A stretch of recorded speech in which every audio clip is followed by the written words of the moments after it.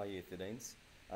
In this video I want to look at the factor theorem, and I've got a definition here that sort of explains it if you want to read it. But basically what it's saying is that if we look back at our last one, when we put a number in, what we end up with is a remainder. And with the factor theorem, all it's saying is that when that remainder is 0, then that quotient that you've divided by, x minus a, is also a factor. And so to illustrate this, I really need to go over an example.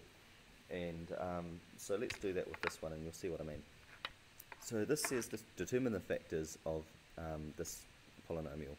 So what I'm going to do is put in some numbers and see what comes out. So 1's a good one to start with, just because it's the first counting number. It's just, the go-to for any maths problem often. So let's put 1 in, see what we get. So that gives us 1 cubed minus 5 times 1 squared plus 2 times 1 plus 8. And so that's going to be 1 minus 5, which is negative 4, plus 2, that makes it negative 2, plus 8, that makes it 6. Okay, now 6, as you should well know by now, is not equal to 0.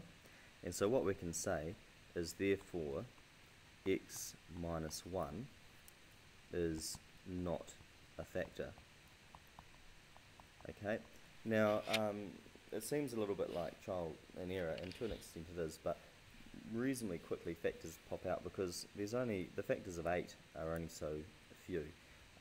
You've got 1, 2, 4 and 8, and then the negative versions of those.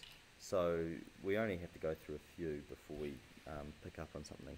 So we'll try negative 1 and see what that gives us. So negative 1 cubed minus 5 times negative 1 squared plus 2 times negative 1 plus 8. Okay, so that gives us negative 1 minus 5, which is negative 6, minus 2, which is negative 8, plus 8, which is 0. And so that is equal to 0. And so we can say, well, therefore, x plus 1 is a factor. Okay, so that's our first factor. So when we're working out our others, we'll just put in some more numbers and see what pops out. So I guess 2 is the next natural number to work with. So we've got 2 cubed minus 5 times 2 squared plus 2 times 2 plus 8. Okay, so that's 8 minus 20, so that's going to be negative 12, plus 4, which is negative 8, plus 8, which is 0. And so that's nice, it's given us another factor. So we can say therefore that x minus 2 is also a factor.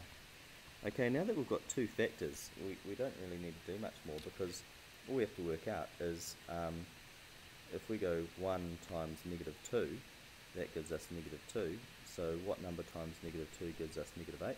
Well, that's negative 4. And so x minus 4 must be the other factor, is a factor. And there's only going to be 3 factors because our highest power is 3.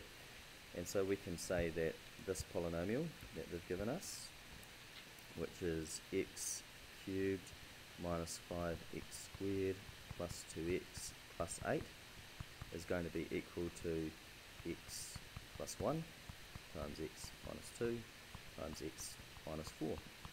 And if you get to this point and you're just still not sure, you can always go through and expand as well, and that can tell you if what you've done is true.